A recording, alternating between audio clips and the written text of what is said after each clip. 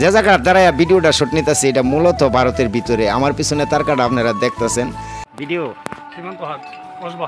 সীমান্তহাট কসবা।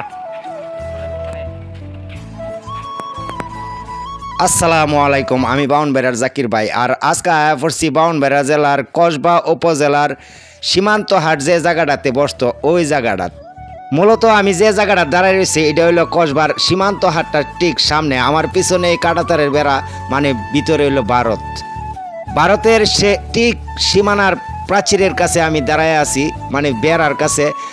আর আমার পিছনে আছে কসবেশ্বরী মন্দির। কসবেশ্বরী মন্দিরের নাম করে নেই, কসবার নামকরণ। এটা হইলো সীমান্তহাটের গেটটা, আর ভিতরে হইলো সীমান্তহাটটা বসতো। ভারত বাংলাদেশের যৌথ উদ্যোগে এই সীমান্তহাটটা বসতো।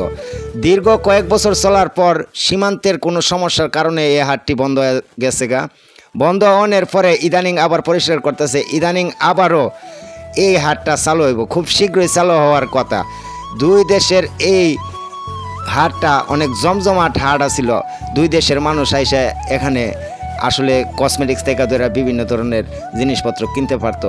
আসলে দুই দেশের মানুষের একটা নিবিড় সম্পর্ক আছে ভারত এবং বাংলাদেশের। আমি এখন যে জায়গাটার দাঁড়ায় আছি এটা মূলত, যে জায়গার দাঁড়ায় ভিডিওটা শুট নিতেছি এটা মূলত ভারতের ভিতরে। আমার পিছনে তারকাটা আপনারা দেখতেছেন ভারতের সীমান্তের ভিতরে, কিন্তু আমি তারকাটার অনেক বাইরে হইলো ভারতীয় সীমান্ত, কিন্তু আমি করে মূল ভারতের ভিতরে কিন্তু এখন আছি। এখানে কোনো সমস্যা নাই। এই হাটটি চালু হইলে কিন্তু সবাই এখানে আসতে পারে, কোনো সমস্যা নাই। এই হাটটি হইতেছে বাউনবেড়া জেলার কসবা উপজেলার কসবা রেলওয়ে স্টেশনের ঠিক পূর্ব পাশ ঘেঁষা। এই পূর্ব পাশ ঘেঁষা কসবেশ্বরী মন্দিরের পাশে হইল এই হাটটা। আসলে এই হাটটা দিয়া দুই দেশের সম্পর্ক, নিবিড় একটা সম্পর্ক প্রকাশ পাইছে।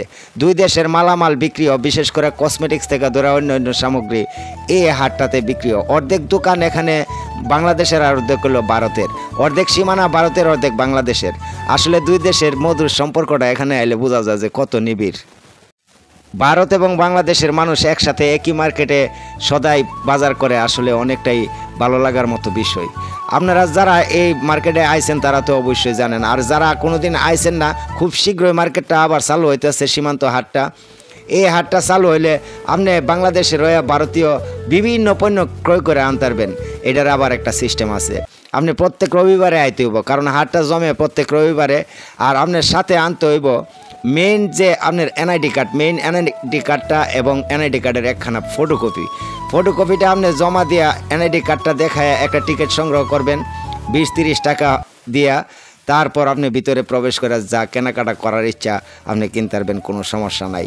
দুই দেশের মানুষ একসাথে একই মার্কেটে কেনাকাটা, এটা অন্যরকম একটা অনুভূতি। আসলে আমার পিছনটা হইলো ভারত আর আমি দাঁড়ায় আছি বাংলাদেশও। কত সুন্দর একটা বিষয়। আজকের ভিডিওটা এ পর্যন্তই। আল্লাহ হাফেজ।